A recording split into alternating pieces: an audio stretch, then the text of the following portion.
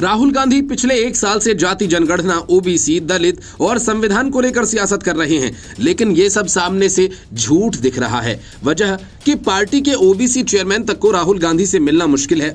मतलब साफ है कि राहुल गांधी के खाने और दिखाने के दांत अलग अलग हैं। राहुल गांधी को राजनीति तो दलित और ओबीसी ही की करनी है, लेकिन कुमारी शैलजा और ओबीसी नेताओं को वो खुद के नारे लगाकर रखते हैं। जनता के बीच जाकर ओबीसी, संविधान, आरक्षण, जाति जनगणना का नारा लगाते हैं। इससे लोकसभा चुनावों में कांग्रेस की कुछ सीटें तो बढ़ गईं, लेकिन ये दोहरी राजनीति ज्यादा लंबी नहीं चल सकती। यही वजह है कि महज 4-5 महीने में ही राहुल गांधी की इस सियासत की हवा निकल गई। लोकसभा चुनाव में उत्तर प्रदेश और महाराष्ट्र में आरक्षण का मुद्दा चल गया और कांग्रेस की सीटें 52 से बढ़कर 99 हो गईं। इससे उत्साहित होकर राहुल गांधी ने इन तीनों मुद्दों को और जोर शोर से उछालना शुरू कर दिया। लेकिन हरियाणा और जम्मू कश्मीर विधानसभा चुनाव परिणाम राहुल गांधी के सपनों पर पानी फेर गए।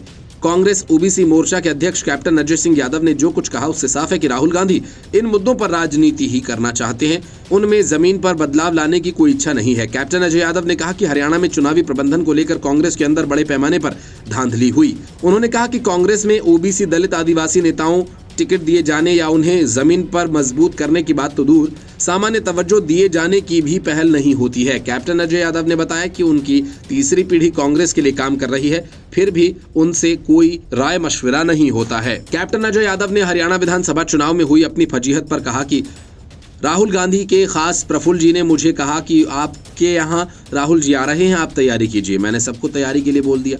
फिर 2 दिन तक कोई बात नहीं हुई। फिर जब राहुल जी के स्टाफ से कहा कि ये तो बड़ी फजीहत की बात है, तो जवाब मिला कि राहुल जी के आने की संभावना थी, गारंटी नहीं। उन्होंने कहा कि आज ओबीसी कांग्रेस से छिटका तो इसलिए पार्टी में हमारी कोई दखल नहीं रह गई। गुरुग्राम से मेरा खुद का टिकट काट दिया गया। जहां यादव लड़ना चाहता था उसको भिवानी से लड़ा दिया और भिवानी में किरण चौधरी का टिकट काट दिया। किरण चौधरी ने भिवानी की 4 सीटें जीत ली बीजेपी के लिए। वो कहते हैं कि SC, ST, ओबीसी मोर्चे के चेयरमैन को एक्सटेंडेड वर्किंग कमेटी में शामिल करना चाहिए। हम इसकी लगातार मांग कर रहे हैं, लेकिन कोई सुनवाई नहीं होती। वो कहते हैं कांग्रेस की एक्सटेंडेड वर्किंग कमेटी हरियाणा से एक भी ओबीसी नहीं है। अगर मैं कांग्रेस वर्किंग कमेटी और कांग्रेस एक्सटेंडेड वर्किंग कमेटी में नहीं हूं तो लोग मेरे पास तो आएंगे ही नहीं। हमारा प्रदेश कांग्रेस कमेटी में भी कोई स्टेक है, तो आपको ओबीसी के सारे वोट कैसे मिल जाएंगे?